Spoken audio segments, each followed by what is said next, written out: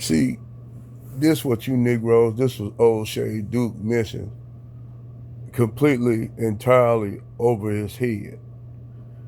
It don't got nothing to do whether that black girl was raised, went to school in an all-white school, raised around an affluent environment, around all white people. I said that's the delusion that a lot of Negroes don't understand. When you in that all-white world, you alone. You alone in that world, and you don't got nobody to relate to break shit down to you. So you nine times out of 10, black girls like that end up a victim and prey to white people who knows the dynamic in the lay of the land because they're the dominant race. So they know the layout in the layer of the land, while you, as a black woman, a black person going to a primarily affluent white school, living in a white area, you don't know that you was an easy mark. She didn't know she was going to be an easy mark. Now, she might have been completely ignorant of the fact and actually was just innocent going along, but there's more nuance to that shit, what people don't know. When you a black girl and you going through a primarily white areas, you see all these black white girls getting picked by Brad. So as a black woman, you as a black girl, you seeing all this go down, but you ain't getting picked. So in your mind, you set up that you want to be picked by one of these Brads because Becky and Susan and Melissa is getting picked by Brads. So when you get picked by them same Brads that when you're an adult woman, you get picked by the same Brad it takes for you to become an adult. And you get picked by that Brad, you're going to feel a little bit of validation because you're getting picked by the men that you grew up around, that you know about.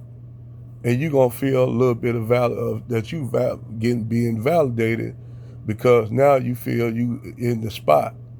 Not knowing that man uses you as a predatory mark because they know the structure of white supremacy. They know how it works, and you naive about it because your Nigerian parents don't understand even themselves that they don't understand the structure of white supremacy because they live outside the box. So when you find yourself noticing this man, this white man, YT man you dating in a relationship with, doing certain shit that's strange, but you look past it because his whiteness covers a multitude of sins and imperfections. But hold on, wait a minute. You would think it's just the black chicks that are raised in affluent areas. Oh no, it ain't just them. Y'all got it twisted. Don't think it's just them. It's Keshia from the hood that also want that validation for Brad. She want validation for Brad because getting validation for Brad gonna make even her feel like they made it. That's why it was easy for Eve to get picked by that dude, that multimillionaire white dude. When she got picked by Sean Penn, in her mind, Eve thought she made it. She thought she made it. So when you getting picked by a white man, you can be don't make no difference what environment, what that girl's lineage. If you're a white woman, a black girl, you always see that Brad as a step above Tyrone because that's inbred by the white supremacist system we live in. So that's why that shit like up over y'all niggas' heads. You know what I'm saying? It's up over y'all heads. So y'all think it's just Keshia from the suburbs that going to an all-white school, grew up in affluence. Parents are from Nigerian, wealth that possibly didn't have nothing in Nigeria but came over here and built everything over here because let's keep in mind, those Nigerians can't build shit over there, but they come over here and build it because they are given certain shit to build it. The shit that we were supposed to get, they got. But that's a whole nother video. She did it because she grew up in affluence. And then you don't have what you call racial dynamics. See, it's funny because you could have Indians that go to all white schools, basically all white schools, and yet they got other Indians to network with to marry within the Indian ethnic group.